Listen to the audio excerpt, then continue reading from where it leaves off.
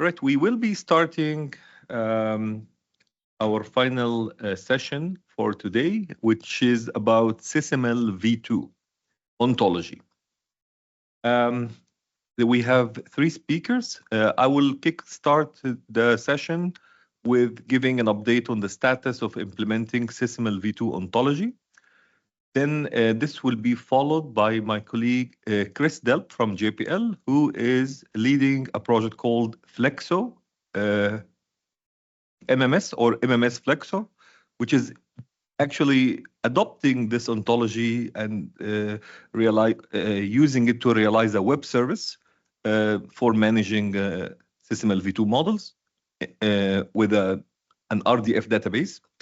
And finally, we'll hear from Oliver from DLR, who is going to talk about a nice proposal of actually testing these artifacts, SysML v2 ontology and Flexo, and in an interesting case study from the flight and from the airplane domain.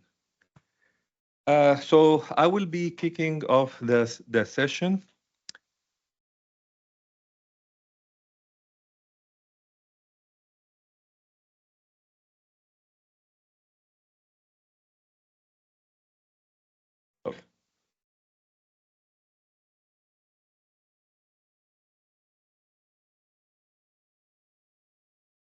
Okay. So my presentation will give the status of development of the implementation of a SysML v2 ontology. Just as a background, SysML v2, for those who don't know, is the next gen system modeling language standard from the Object Management Group. The major revision over the current SysML 1.6, and it provides a lot of good features, improves expressiveness, precision, interoperability, and has also semantic grounding. The other background is the OpenMBE project has historically provided a service called MMS, Model Management Service, that can be used for interchange between tools. So various tools can push to it their models, and other tools can use these models. And they, in preparation for SysML v2, they are starting a new initiative called Flexo that's implementing now a SysML v2 web service and repository. And the other piece of the background is the OpenCSA project. We started a sub project like under the Raised Lab. The project, you can find it, you can learn about it under the Raised Lab. It's one of the projects here, SysML v2 ontology. And this project started, I think, a bit over a year now. And the basic attempt in this project was, why can't we get an ontological version of SysML v2 starting from its meta model, right? So basically create an ontological vocabulary of SysML v2 by mapping it from the SysML v2 meta model. So this was done, and in fact, I was hoping to demonstrate the value proposition of why ontologies in this context, and in fact, we managed to find at least two like oversights in the meta model that got reported to the working group, and they fixed them in the spec. Something as surprising as the Boolean, the literal Boolean was found to be unsatisfiable for some reason. And then we looked at the explanation, and there you go. The reasoner found a logical way to explain why even the literal Boolean was an unsatisfiable class. And I will not go into the details. You can read about it in the blog. But one was found in kernel, and one was found in SysML. You can read about them here on these blogs. All right. So with that background, we said if the Flexo project intends to develop an ontological database for SysML v2, they need an ontology, and the OpenCSR project provides one. So why don't we work together? So we came together and formed a group, a working group, made of multiple interested parties, some vendors, some consultants, and we are working on producing this ontology, and hopefully it will become part of the, not sure, normative or informative part of the specification at some point. So the project objectives is to develop the ontology, and then for the Flexo project to use it. So we need, once you have an ontology, you can now start managing a SysML v2 model in terms of an RDF database. And with the ontology, you can invoke a reasoner. You can query the model with Sparkle, which is a query language. So you can enable analytics using the semantic web stack, basically, which is what OpenCSR enables. And OpenCSR does this. We have the ontological modeling language that you've heard about today. It's, I would say, I describe it as it's a methodological way of using the OWL2 vocabulary or standard. As you know, the OWL2 DL, the description logic part, is what allows you to reason on the models in a scalable way. So the OML fully or itself maps to the OWL2 DL ontology. And since the Flexo implementation relies on that OWL2 DL version, we can produce it by first getting an OML representation, and then we have an adapter, we have tooling that converts OML into OWL. So that's basically what we did. So here is how the SysML v2 meta model story looks like. There is two meta models, basically, one called kernel and one called SysML. SysML is importing kernel. So importing here means it uses the concepts in kernel inside SysML. So when SysML is implemented, there is actually a reference implementation on the Eclipse Xtext platform. What happened is these two meta models got merged into one, into just the SysML2 meta model. So kernel kind of collapsed into SysML v2, and the result is SysML v2 a model implemented on the Eclipse platform, and therefore it has this .ecore extension. So this is the starting point that I took to produce the ontology from. And of course, when you, in the reference implementation, when you have a SysML v2 model, it is an instance of that ecore meta model. So here's my tool chain for doing this. We see on the top the vocabulary. The yellow boxes are the vocabulary level, and the green boxes are the instances level. So in the vocabulary level, we have SysML v2.ecore. That's the reference implementation. In OpenCSR, there is a tool called the ecore adapter. Whenever OpenCSR calls something adapter, it's always to and from OML from different representations. So in this case, it's ecore to OML. So when we run this adapter with an input of an ecore model, you get as an output an OML model. So you get SysML v2.oml. Okay, that's good artifact to use for reasoning, for authoring in OpenCSR tooling, everything you can do with this. However, to go further and develop like an RDF database, you need the OWL version. So we have another tool called OWL adapter that now takes OML, produces OWL on the other side. So this gives us SysML v2.owl. And one thing I like to mention about OML and OWL in this regard is that with OWL, you need to it adopts what's called the open world assumptions. Everything is, you can say anything as long as you don't produce a contradiction. With the OML, we leverage this capability of OWL for extensibility, but when we need to do validation, we need to kind of put a boundary around the world and say, this is the vocabulary that we want to reason with. So usually people can do this manually by adding certain axioms to the ontology. We developed an algorithm in OpenCaesar that can add these axioms automatically. We call it the bundle closure or the word closure algorithm. So what you get through this translation from OWL to OWL, not only you get OWL, but you also get this extra axioms that will be extremely useful for the inferences you can do and for the consistency checking you can make. So with that, we can, for example, take a SysML model, system.sysml2, that will, through the equal adapter again, we get the sysml.oml, which is a description in the OML terminology, which then with the OWL adapter becomes a sysml.owl a box. So that a box, when you apply the reasoner to it, you get a list of entailments. These entailments help you do queries in an easy way.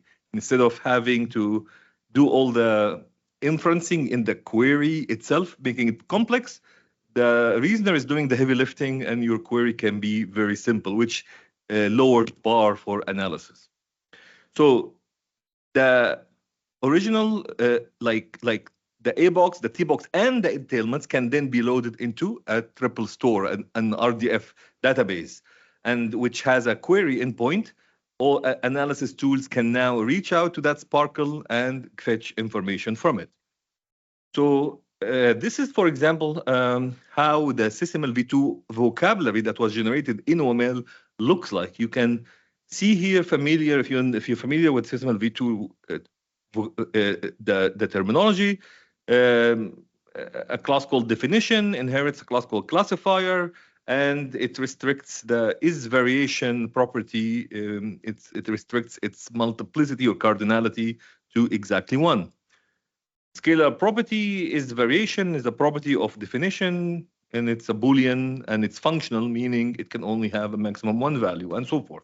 So this is what gets generated by the equal adapter. Then through the OWL adapter, you get what you see on the right-hand side. This is the OWL encoding of the SysML vocabulary, and both these artifacts, sysml.oml, sysml.owl, are available on GitHub in a repo now currently called the sandbox repo. So I will go just to the root to see how I navigated here. So OpenCaesar has this sandbox repo. We will officially move it to its own repo, but it was just a work in progress. You find SysML2 in this repo, and within it you see the equal version, the OML, and the OWL version. If you navigate it to the OML, you find all the namespaces. The one we care about is the OMG workspace, and here is the sysml.oml like artifact that can be used in OML projects. However, if you backtrack to this one, you can also navigate to OWL, again, follow the same path, you find sysml.owl in that repo, which can be used now to load up a SysML v2 database. Coming back.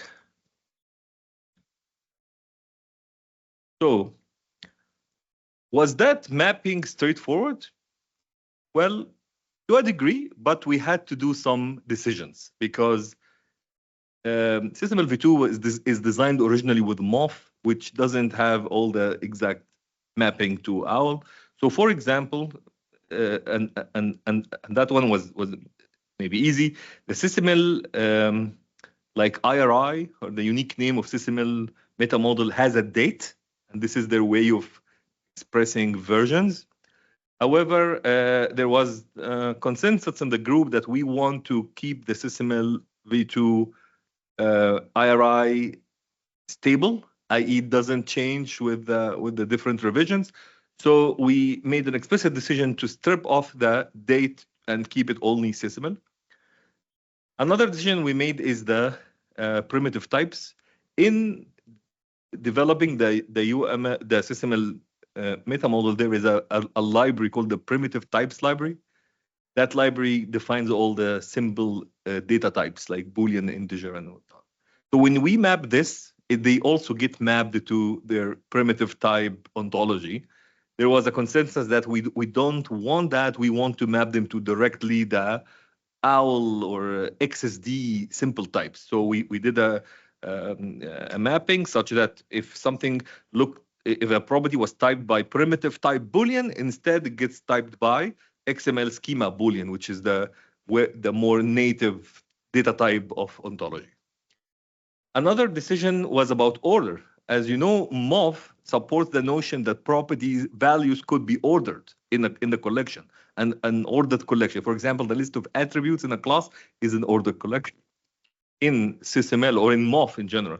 So how would we handle this if OWL does not have the notion of order natively to it? Information is natively unordered. If you want to enforce order in OWL, there is ways to do it, but it doesn't come out of the box. So what we decided to do here is whenever we have a collection that is supposed to be ordered, first we put an annotation in the vocabulary that this is ordered. And also, in order to express the actual order in the instances, we decided to reify the statement. So instead of the statement simply saying this element has this value to this property, and that's it, we say, and this value is at index blah. So this way we know. And so to do this, we created a statement object that has the subject predicate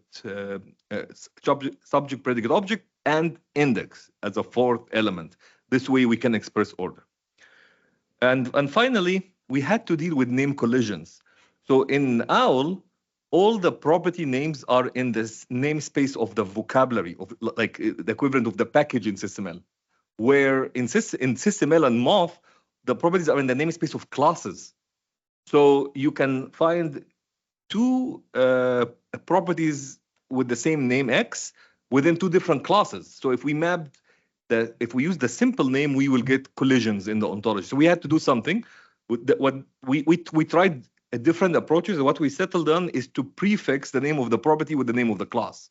So it will become comment underscore body instead of just body, and textual representation underscore body. So without this, it will just be two properties called body, which is a name collision in OWL.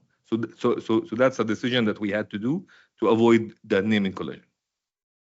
So here is a query, an example of what you could do with this ontology. So this is a simple SysML v2 model where you see a part definition, vehicle, and three attributes: cargo mass, position, and velocity, having being typed by some quantities from the ISO library.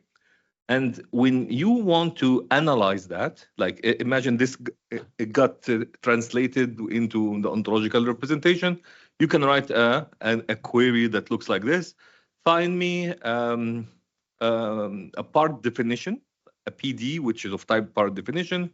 This part definition has an attribute, an own attribute called ATTR, and that attribute is using, it has its own part definition. So we want basically to find all occurrences of these of the tuple of PD, ATTR, and diff. And the result from this example can be seen in this table here. You have vehicle, and here is the name of the attribute, and here is the definition of that part, which is the mass and the length and the speed. So that's an example of a simple query you could do. Of course, if you put with this all the inferencing, you can do much simpler queries than you can do without. For example, imagine you don't have these inferences, and you asserted that class A or part definition A is a subclass of part definition B. And then B is a subclass of C. So you can have a chain here of this subclass of. Without inferencing, you would have to query for all this chain of relations. With queries, if you declared, for example, that this property is transitive, you can just simply say, find me all instances of some class, and it will find instance of that class or any of its subclasses for it. So what's outstanding? There are still some few things we need to tackle here. As you recall, I said that we worked with the reference implementation which merges kernel into SysML, so that now kernel there is no ontology called kernel. But in some contexts, there is the desire that we need to have a kernel ontology on its own, separate from SysML. So from that perspective, we could actually take the original representation from OMG, which is kernel and SysML, and instead of using an eCore adapter where we were working with this merged meta model, we can develop a UML adapter to match the original representation from OMG and use that to map such that we get a separate kernel and a separate SysML meta model that imported. So you have two different ontologies, SysML one importing kernel, and that could be a preferred approach going forward. Another thing is the property name.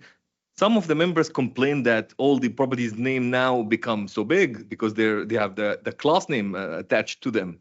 So we actually surveyed how many of such property name clashes do we have. We found like 51 cases out of many more. So we decided, or we plan to only use this pattern of class underscore property for those cases and not for all the cases, to make, for the most part, things are simple, so we can use the property names only. And for those 50 cases, we will have to do it with the concatenation for now until we convince the RTF, which is the mechanism to change the spec, to actually change their names to unique names such that we don't have this problem any longer, and this problem just disappears.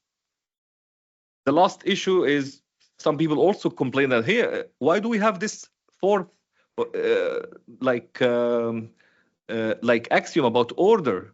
There is a proposal to use the name of the refined statement to embed the order into the name itself. So we have 01, 02, 03. So this way you still express the order without a fourth axiom. So that's on the table, and we're still discussing that. So, yeah. So sorry to interject, but encoding and ordering in the names seems like an anti-pattern for information management. I mean, it's kind of like it's still a proposal. Slope. It's still a proposal, hasn't been implemented. I understand, but it's a kind of like a slippery slope about, well, what's going to happen if those names become like like with the with the language specific binding, like translation, like English, French, Italian, German, Japanese, Chinese, whatever, right? And now you can no longer parse easily the index because the name is UTF 16 characters that are really awful to parse. Right. We kind of discussed these also trade-offs, and it's still on the table but not adopted yet. So the next steps for this project, working out this separation from SysML from kernel, work out the remaining outstanding issues, and now I talked only about the meta model, right? SysML meta model. What about the SysML2 libraries, which are not meta models? They are actually models of SysML. So these also need to be mapped. And currently, the mapping or the adapter we have is for the vocabulary, not for the instances level yet. So we need to develop the adapter a bit more so that it can map the instances as well, so that we can get an ontological version of the vocabularies, of the library, sorry. We also need to be testing the actual generated ontologies, and let's remember that SysML v2 may not have all the semantics. It may not be semantically equivalent to what you can infer from the OWL ontology. I'm referring to the DL flags, for example. So currently, the conversion doesn't bring some of these semantics. For example, which property is transitive, reflexive, symmetric.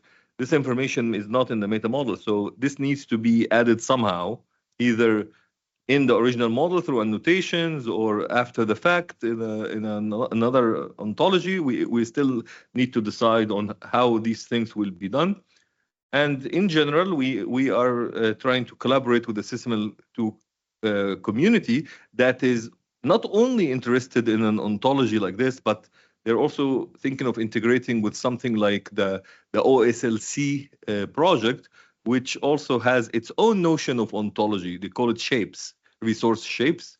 So there is an effort to also generate a resource shape library equivalent of SysML v2, and we want to have the same source for all these transformations. Otherwise, everyone will take different decisions, be incompatible. So we're trying to coordinate that. Okay, so in conclusion, we are actively working on developing a SysML v2 ontology in OWL through OML as an intermediate step. Should support the creation of RDF databases that can be reasoned on, that can be queried, and hopefully such ontology will be used by the Flexo project and its implementation.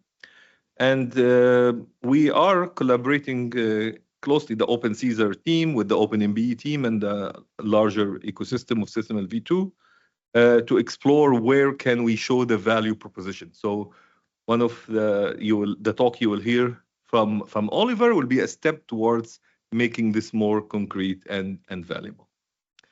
So that is it for my presentation. Is there any questions?